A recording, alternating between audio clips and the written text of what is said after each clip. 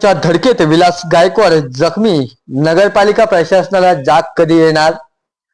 कोपरगाव शहरातील मोकाट जनावरांचा प्रश्न दिवसेंदिवस अतिशय गंभीर होत चालला असून काल सायंकाळी 5:30 वाजण्याच्या सुमारास मोकाट जनावरांच्या धडकेत विलास संपत गायकवाड हे जखमी झाल्याची घटना घडली आहे. विशेषतः कार्यकर्त्यांनी त्यांना हॉस्पिटलमध्ये नेऊन त्यांना त्यांच्या घरी देखील सोडले, परंतु काही दिवसापूर्वी मोकाट जनावरांमुळे 2 जणांचा बळी गेल्याची घटना घडली होती. या घटनेनंतरही शहरातील मोकाट जनावरांचा प्रश्न आज देखील कायम असल्याने नागरिकांमध्ये तीव्र संताप व्यक्त होत आहे.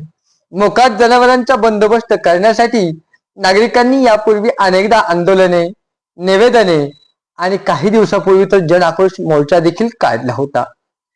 तरी देखील नगरपालिका प्रशासनाचे लक्ष याकडे वेधले आहे.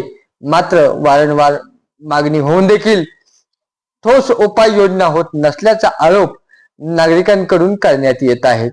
आणखीन किती नागरिकांचे जीव गेल्यानंतर नगरपालिका प्रशासनाला जाग येणार, असा संतप्त सवाल नागरिक उपस्थित करीत आहेत. मोकाट जनावरांचा तातडीने बंदोबस्त करून नागरिकांच्या जीविताची सुरक्षा करावी, अशी मागणी आता जोर धरू लागली आहे. विशेषतः कोपरगाव नगरपालिकेमध्ये मोकाट जनावरांच्या बाबतीत अनेकदा सर्व मागण्या दाखविण्यात आल्या आहेत, परंतु प्रत्यक्षात कारवाई कधी होणार याकडे मात्र नागरिकांचे लक्ष लागून आहेत. CNN महाराष्ट्र न्यूजसाठी संपादक अमीन शेख, अहिल्यानगर.